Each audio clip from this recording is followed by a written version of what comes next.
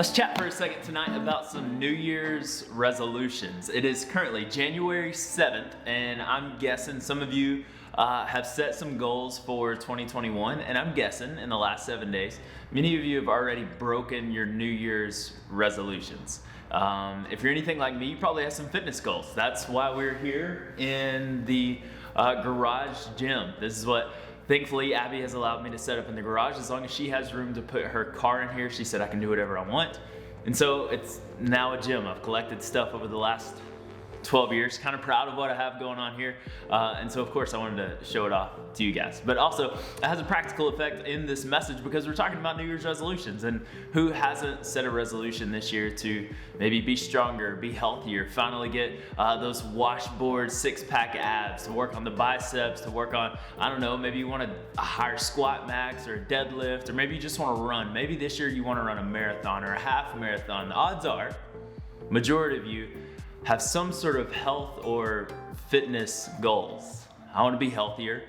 I want to be stronger. Somebody who comes to mind in scripture whenever it comes to strength and health is Daniel.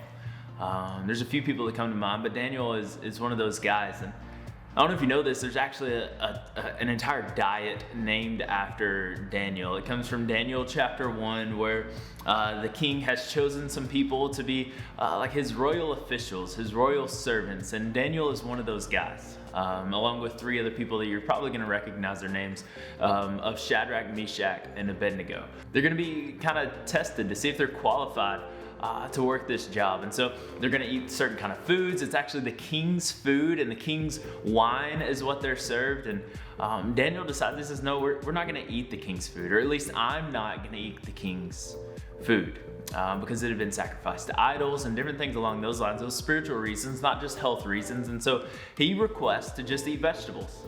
He says, is that going to be okay? Can I just try out vegetables for a while?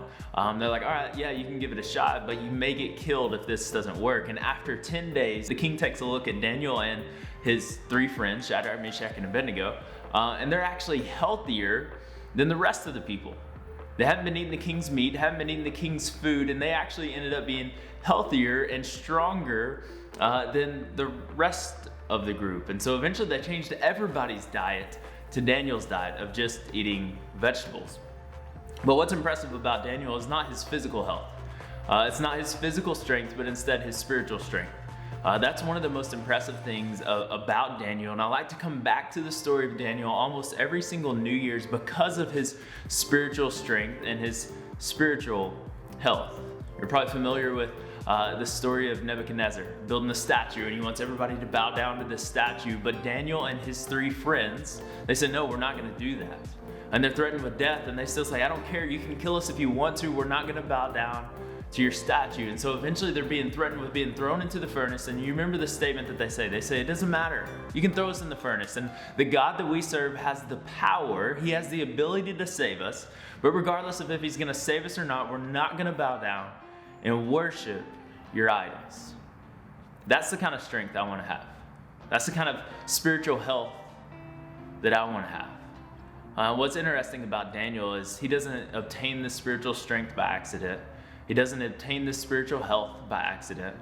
But we find out in another story that he's been working on this for a long time. He's been working towards this. He's been going to the spiritual gym on a daily basis to get to where he is at this moment in the story. What has happened is the king decides that it's now going to be illegal to pray to any other gods but their God. So Daniel, of course, he decides, no, I'm still going to pray to the one true God. And listen to what the scriptures say in Daniel chapter 6, verse 10. But when Daniel heard that the law had been signed, the law that makes prayer illegal, he went home and knelt down as usual in his upstairs room, with his windows open towards Jerusalem. And he prayed 3 times a day, just as he had always done, giving thanks to his God. Did you catch that? There's 2 little phrases in this verse that I want to point out to you. It says, Daniel learned that the law had been signed. He went home and knelt down as usual. He knelt down as usual. This wasn't a new thing. He didn't decide on this day, you know what, now's the day I'm going to start praying. No, this was a normal thing for him to go home 3 times a day and to kneel down to pray. It says it again in the verse, it says, just as he had always done. His daily habits led to strength in this moment. His daily rituals led to strength and spiritual health in this moment. I got to confess to you in regards to fitness, over the last 2 months, I haven't been doing very good. I've been slacking a little bit. There were weeks that I went without working out at all, and there were some weeks that I went and I only worked out once or twice, and it was very little effort in my workouts. It was just to come out here and move around a little bit. And what I found is, after taking 2 months off, some of the things I used to be able to do, I can't do them anymore. I'm not as strong. I'm quite a bit weaker than I was, and I'm quite a bit slower than I was. And whenever I'm faced with a tough workout, I'm not able to attack the workout with the same ability, with the same intensity that I used to be able to attack the workout with. Here's the reality. This is what I've learned, in that consistency is essential if I want to be strong. Consistency, coming out here into the gym every single day and putting in the work, is essential if I want to be strong. Consistency is essential if I want to be healthy. Coming out here every single day and doing the conditioning, going for a run every single day, that's essential if I want to be healthy. Eating the right foods is essential. It's essential for me to consistently eat the right foods every single day if I want to be healthy. And what we find out is that spiritual strength is the exact same as physical strength. If we want to be physically strong, we have to be consistent, have good habits. If we want to be spiritually strong, we have to be consistent and have good habits. What we find out in the life of Daniel is that his strength came from the daily habit of spending time in the presence of God. This is something we talk about every single New Year's, and something I want to encourage you to do in 2021 is develop the habit of spending time with God on a regular basis. Hey, can't wait to see you soon. We're going to be back in the shop next week, Lord willing, and I am so excited to see you guys. If you need anything, let me know. Peace out.